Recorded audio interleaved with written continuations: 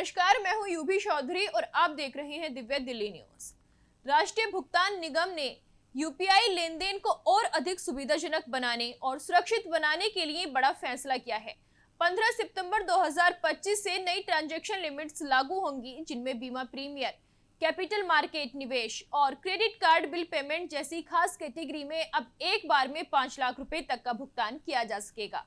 साथ ही daily limits भी तय की गई हैं, जो डिजिटल भुगतान को और मजबूत बनाएंगी।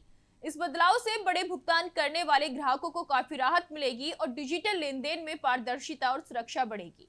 आइए जानते हैं इस नए नियम से आम यूजर्स और कारोबार को क्या फायदा होगा और एनपीसीआई ने ये कदम क्यों उठाया है। दरअसल राष्ट्रीय भुगतान निगम ने यूपीआई लेन देन को लेकर बड़ा बदलाव करते हुए घोषणा की है कि 15 सितंबर 2025 से नई सीमाएं लागू होंगी, जिसके तहत अब बीमा प्रीमियर, कैपिटल मार्केट निवेश और क्रेडिट कार्ड बिल पेमेंट जैसी विशेष श्रेणियों में एक बार में अधिकतम 5 लाख रुपए तक का भुगतान संभव होगा।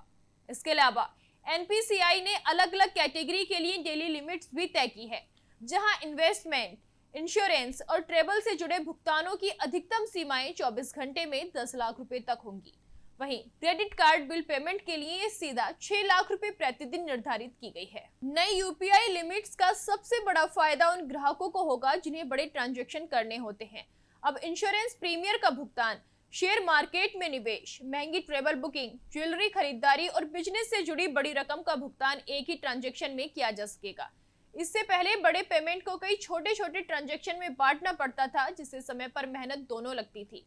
और ये सुविधा मिलने से यूजर्स को एक बार में छोटे ट्रांजैक्शन करने की जरूरत नहीं पड़ेगी और उनका समय भी बचेगा। साथ ही ये बदलाव लेन देन को ज्यादा सुरक्षित और सुविधाजनक भी बनाएगा।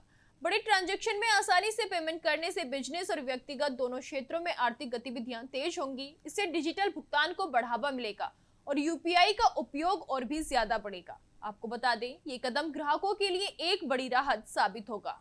बात करें इस बदलाव के मकसद की, तो एनपीसीआई का कहना है कि इन बदलावों का मकसद हाई वैल्यू यानी बड़े मूल्य के पेमेंट्स को अधिक सुरक्षित और सुविधाजनक बनाना है। इससे न केवल ग्राहकों को लेन देन में आसानी होगी, बल्कि डिजिटल भुगतान प्रणाली पर लोगों का भरोसा भी बढ़ेगा। विशेषज्ञों का मानना है कि ये कदम भारत की अर्थव्यवस्था में कैशलेस ट्रांजैक्शन को मजबूती देने में महत्वपूर्ण भूमिका निभाएगा।